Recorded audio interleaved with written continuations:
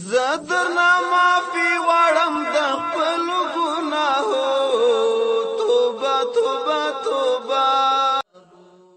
بسم الله الرحمن الرحيم. الحمد لله رب العالمين حمد الشاكرين، الصلاة والسلام على سيد الأنبياء والمرسلين سيدنا ونبينا وشفيعنا ومولانا محمد وعلى آله وأصحابه الطيبين الطاهرين. قدرمنو اوریدونکو د ژوند د لارې د خپرونې مینوالو، السلام علیکم ورحمت الله وبرکاتو. ستاسو روغتیا او خوشحالي د پاک رب نه غواړم، په دې هیله چې د صحت او عافیت جامې په تن ولرئ او خوشحالي مو په برخه وي. دا دی زه محمد یاسین فهیم د ژوند د لارې د خپرونې په وړاندې کولو کې ستاسو په خدمت کې یم، په دې هیله چې دا خپرونه ستاسو د پام وړ وګرځي. قدرمنو اوریدونکو، په نننۍ خپرونه کې غواړم چې د توبې د شرطونو وضاحت تاسو ته وکړم. امام نووي رحمه الله فرمایي که چیرې ګناه د انسان حق پورې اړه نه لري او د بنده او د خالق ترمنځ وي، یعنی د الله د اوامرو او د الله د احکامو نه یې سرغړونه کړې، نو له دې څخه د توبې ویستلو لپاره 3 شرطونه دي. هغه انسان چې توبه وباسي، په خپل ګناه باندې پښیمانتیا کوي، الله ته زاری کوي، نو د دې توبه به هله مقبوله وي، هله به توبه قبوله کیږي چې دا 3 شرطونه د هغه په توبه کې موجود وي. لومړی شرط دا دی چې ګناه پرېږدي او ورڅخه منع شي. دویم، د ګناه پر هغه کار باندې پښیمانتیا ښکاره کړي، کومه ګناه چې کړي هغه خو یې پرېښي، اوس د هغه ګناه په کار باندې ډېر پښیمانتیا ښکاره کړي. دریم، دا قصد او اراده وکړي چې هغې ګناه ته به بیا هیڅکله نه راګرځم او هغه ګناه به نه کوم. که چیرې له دې شرطونو څخه کوم شرط پوره نشي، نو توبه یې صحیح او مقبوله نه ده. نو انسان چې توبه وباسي، اول به هغه ګناه پرېږدي، دویم به په هغې ګناه باندې پښیمانتیا کوي چې کومه ګناه دې کړې، تل لپاره به هغه ګناه دردوي چې دې ته وریادیږي. او دریم دا چې دا تصمیم او دا عزم ولري چې بیا به ګناه ته هیڅکله زه نه راګرځم. او که ګناه د انسان د حق پورې تعلق ولري، د چای مال خوړلی، د چای غیبت کړی، د چای تهمت کړی، چاته شکنځل کړي، څوک یې ناحقه وهلي دي، نو د بخښنې او محوه کولو لپاره یې 4 شرطونه دي. 3 شرطونه ده چې دا کار به پرېږدي، په خپل کار باندې به پښیمانتیا کوي او بیا به تصمیم نیسي چې دا کار نه کوم. 4م شرط دا دی چې د هغه انسان نه به معافي وغواړي. که د هغه انسان حق مال او یا د مال په څیر ورکولو کوم بل شی وي، نو هغه د هغه ته وسپاري. او که پر چا یې تهمت لګولی، د چا یې غیبت کړی وي، نو ځان دې ورته حواله کړي تر څو چې د تهمت کولو حد پرې جاري شي، او یا د غیبت په باره کې د هغه انسان نه معافي وغواړي. هغه انسان چې د چا تهمت کړی وي، د چای غیبت کړی وي، د چای مال خوړلی وي، چاته شکنځل کړي وي، څوک یې وهلي، څوک یې سپک کړي، که 100 توبې وباسي توبه یې نه قبلیږي تر څو چې هغه انسان معاف نه کړي، نو مسلمان دپاره دا پکار ده چې د هغه نه معافي او بخښنه وغواړي. د توبې اول شرط ګناه پرېښودل ول، دا ځکه چې د ګناه د کولو سره توبه ویستل ناممکن دي،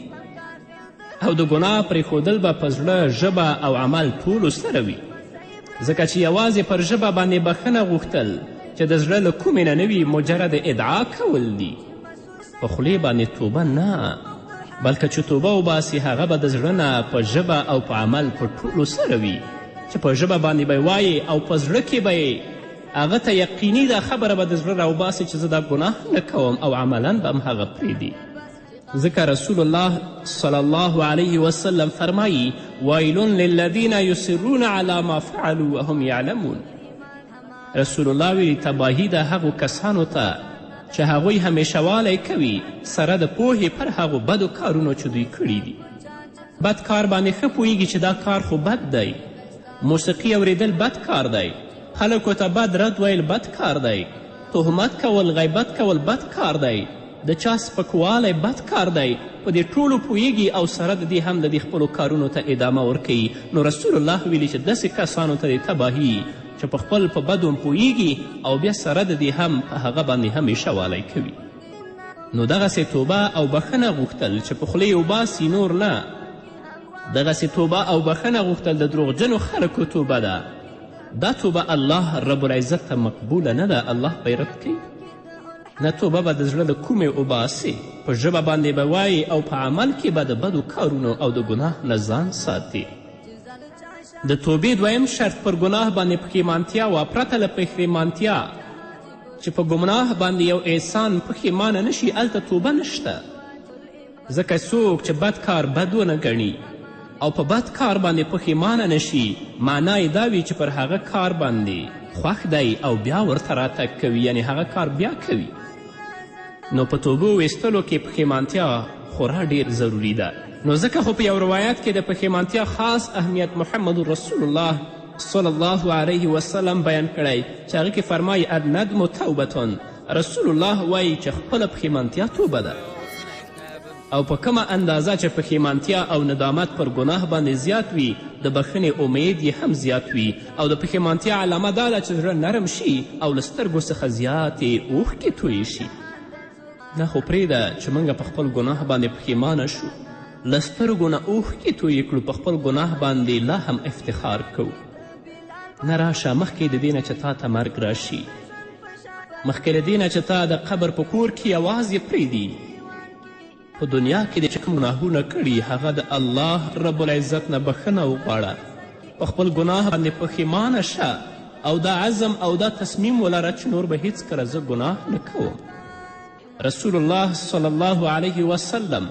د کامل مسلمان یوه علامه دا بیانوي چې کله نیک کار وکړي هغه نیک کار خوشحاله کړي، او چې کله بد کار وکړي هغه بد کار ډیر سخت خفه کړي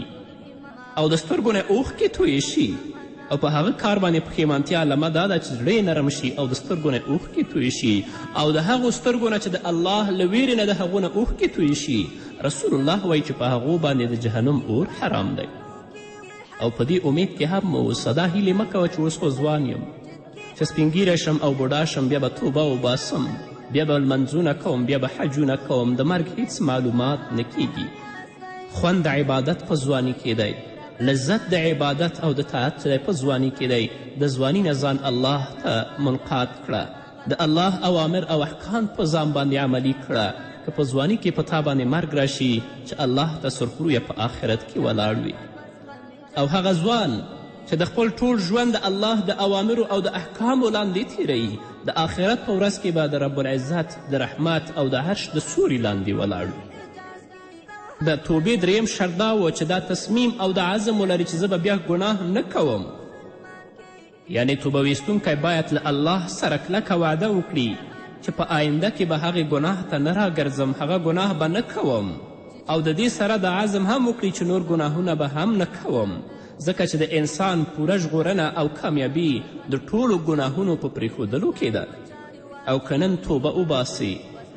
او سبا بیا هغه بد کار کوي، بیا بله ورځ پسې بیا توبه وباسي، بیا هغه بد کار کوي، رسول الله وایي چې دا داسې دی کالمستهزي بربه، لکه گویا چې په خپل رب باندې نعوذ بالله مسخري کوي. او د داسې انسان توبه هیڅکله قبوله هم نه ده. همدارنګه په دنیا کې باید د بندګانو له حقونو څخه ځان فارغ کړي. که د چا حقوقی پر تا باندې هغه هغوی ته وسپاري، که د چا دې غیبت کړی یا چا سره دې زیاتی کړی د هغو نه بخښنه وغواړي. که د کوم انسان مالی حق در باندې وي نو په دغه صورت کې باید هغه ته خپل حق ورسوي، او که داسې ونه کړې نو د هغه ګناه له ضرر څخه به خلاص نشي. او که د حقوقو رسولو توان نه لرې بیا په خپل نهایي کوشش کوي تر څو یې هغه ته وسپارې، چې په همدې صورت کې د الله تعالی د بخښنې امید هم شته دی. کوشش کوه چې ورته یې وسپارې، که دې سپارلی هم ونه شه، او هیله ده چې الله رب العزت درته بخښنه وکړي. حافظ ابن حجر رحمه الله په فتح الباری کې لیکي، هغه فرمایي چې د حضرت عبدالله بن مبارک رحمه الله څخه د توبې په شرطونو کې یو څه زیادت نقل شوی دی، چې ځینې هغه د توبې مشهور دي چې هغه 3 شرطونه دي، او ځینې نورې تکمیله ده چې حضرت عبدالله بن مبارک رحمه الله فرمایي الندم والعزم على عدم العود ورد الكلمة وأداء ما ضيع من الفرائض وأن يعمل إلى البدن الذي رباه بالسحت فيذيبه بالهم والحزن حتى ينشأ له اللحم الطيب وأن يذيق نفسه ألم الطاعة كما أذاقها لذة المعصية. پښیمانتیا د نه راګرځېدلو عزم کول، یعنی چې کله ګناه وکړي پښیمانتیا دې وکړي چې زه به بیا نه راګرځم دې ګناه ته، د خبرې واپس کول، د چای که د غیبت کړی وي هغه خبره دې بیرته واپس کړي، د هغه نه دې بخښنه وغواړي. د ضایع شوو فرایضو ادا کول او دا چې بنده قصد وکړي چې خپل هغه بدن ته چې حرام مال سره یې لوی کړی دی تر څو یې په خفګان او فکرمندي سره ویلې کړي. هغه بدن چې د رشوت په پیسو، د سود په پیسو، د حرام مال باندې هغه بدن نشو نمو پیدا کړی غټ شوی، نو په هغه باندې د خفګان وکړي، فکرمندي دې وکړي تر څو خپل بدن ویلې کړي، تر دې چې پاکه غوښه یې را پیدا شي او ځان ته د اطاعت داسې درد ور وڅکوي څرنګه یې چې ورته د نافرمانی خوند څکلی دی. یو مسلمان که توبه وباسي، الله ته متوجه کیږي، نو باید چې د زړه له کومې څخه توبه وباسي او په خپل توبه کې پوره اخلاص او صداقت ولري. دا نه چې نن ځان دوکه کړه، سبا خلک دوکه کړه، نن ګناه کوه سبا توبه وباسه، سبا ګناه کوه بله ورځ بیا توبه وباسه. دا توبه د الله په دربار کې قبول نه ده، لا به دې هم الله په دنیا کې او په آخرت کې بیا ذلیله کړي. نه، راځئ قدرمنو اوریدونکو، مسلمانانو ورونو او خویندو، چې د زړه له کومې نه الله ته توبه وباسئ، چې کوم بد کارونه م کړي په هغه باندې پښیمانه شئ، بیا هغه کار د کولو د هغې د ګناه د کولو عزم او تصمیم ونه لرئ او هغه ګناه په هغه حالت کې مغصات پرېږدئ. هیله ده چې الله رب العزت په موږ باندې رحم وکړي. رسول الله صلی الله علیه وسلم فرمایي چې باید انسان په خپل ژوندانه کې چې د چا حقوق پر ده باندې وي د هغو د حقوقو نه ځان فارغ کړي، لکه څنګه چې رسول الله صلی الله علیه وسلم فرمایي په چا باندې چې د کوم مسلمان ورور د مظلومیت حق وي د هغه له عزت او یا له بل څه څخه، نو نن ورځ په دنیا کې د ځان ورڅخه فارغ کړي، مخکې له دې چې بیا په آخرت کې نه دینار او نه درهم وي، نو که هغه لره کوم نیک عمل وي د هغه د ظلم په اندازه به ورڅخه واخیستل شي او حقدار ته به یې ورکړی شي، او که نیکي نه لري نو د مظلوم بدي به واخیستل شي او پر ده باندې به بار شي، الله به هغه جنت ته ولیږي او دا به جهنم ته ولیږي. او رسول الله صلی الله علیه وسلم فرمایي د قیامت په ورځ به خامخا حقدارانو ته د هغوی حق ورکوي، اندا چې لښکرور ګټ څخه به بهتر ګټ ته چې وهل شوی دی هم بدله اخیستل کیږي. په دنیا کې چې څه کوي، په چا باندې دې زیاتی کړی وي، په چا باندې دې ظلم کړی وي، د چا دې سپکاوی کړی، په دې سوچ کې مه اوسه چې دنیا ومې کړه او ختم شه. نه، په آخرت کې به الله د هر یو پوښتنه دې نه کوي، حتی هغه څاروی چې ښکر لري، هغه بېښکره څاروی چې وهلی، الله رب العزت به دواړه د قیامت په ورځ حاضروي، دا بېښکره څاروی به د هغه ښکرور څاروي نه خپله بدله اخلي، نو انسان به چیرته پاتې شي؟ همدارنګه رسول الله صلی الله علیه وسلم صحابو ته فرمایي اتدرون من المفلس؟ قالوا المفلس فينا من لا درهم له ولا متاع، فقال إن المفلس من أمتي من يأتي يوم القيامة بصلاة وصيام وزكاة ويأتي قد شتم هذا وقذف هذا وأكل مال هذا وسفك دم هذا وضرب هذا، فيعطي هذا من حسناته وهذا من حسناته، فإن فنيت حسناته قبل أن يقزم عليه أخذ من خطاياهم فطرحت عليه ثم طرح في النار. رواه مسلم. رسول الله صلی الله علیه وسلم صحابه کرامو ته وایي آیا تاسې پوهیږئ چې مفلس یعنی نیسمند او تشلاسی څوک دی؟ صحابه کرام رسول الله صلی الله علیه وسلم ته فرمایي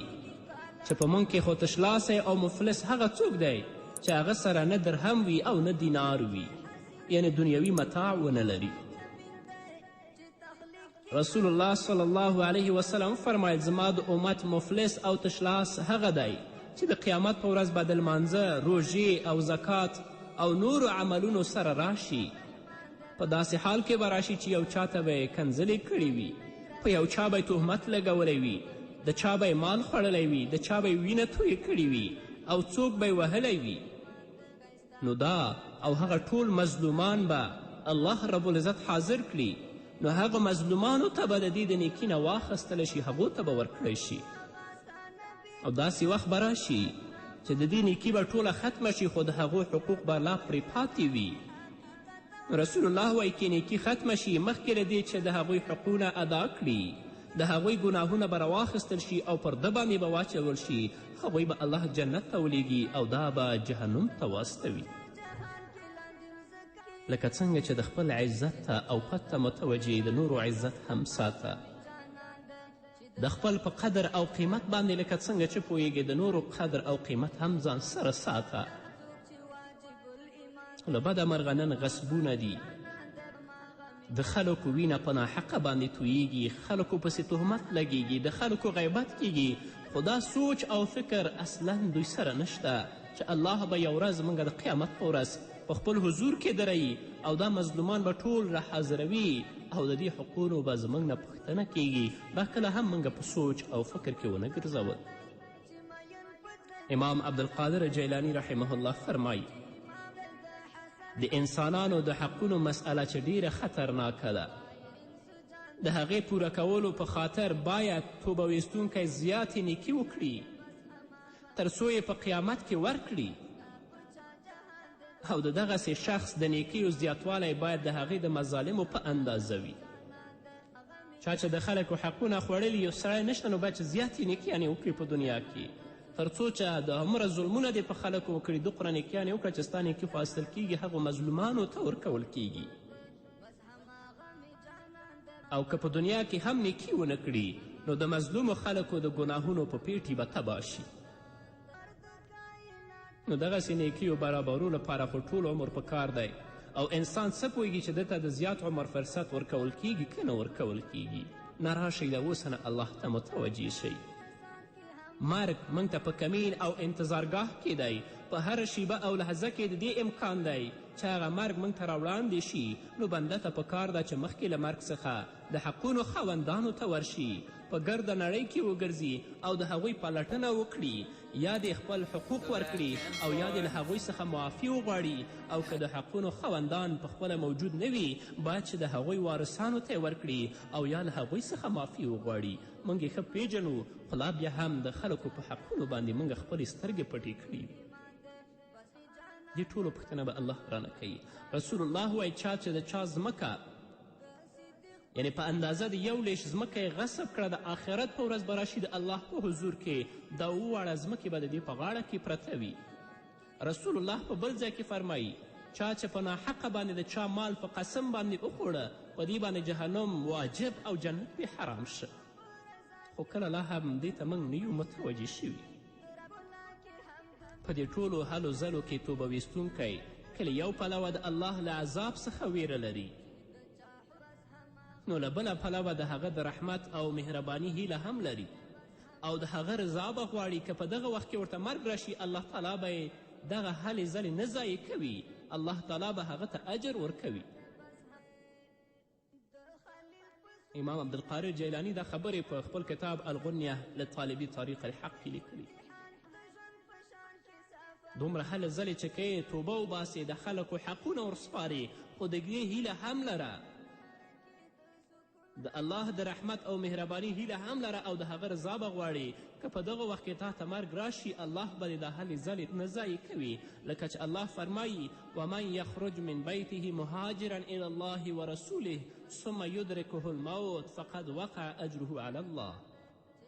څوک چې له خپل کور څخه د الله تعالی او د هغه د رسول صلی الله علیه وسلم په طرف هجرت کوونکی راووځي بیا یې مرګ ومومي نو بېشکه چې پر الله تعالی باندې ثواب او اجر ثابت شو معلومه شوه چې د توبې قصد او نیت کول او بیا عملا د هغې لپاره کوشش کول نفع او ګټه رسوي چې په دې باندې هغه حدیث هم دلیل دی په کوم کې چې راغلی چې یو سړی تقریبا 1 قتلونه کړي ول او بیا یې د توبې ویستلو لپاره له کوره راووتلو او چې کله یې 100 پوره کړل او د وروستني عالم د ښوونې مطابق نیکانو خلکو د وطن په لور روان شو او بیا ورته مرګ په لاره کې راغی نو د رحمت ملائکو یې روح قبض کړ